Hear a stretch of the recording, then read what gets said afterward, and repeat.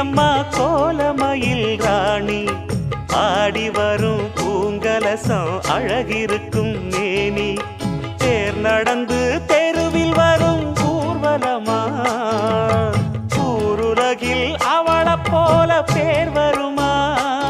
நல்ல பளிங்கு போல சிரிக்கும் மனச பறிக்கும் பவள விரிப்பு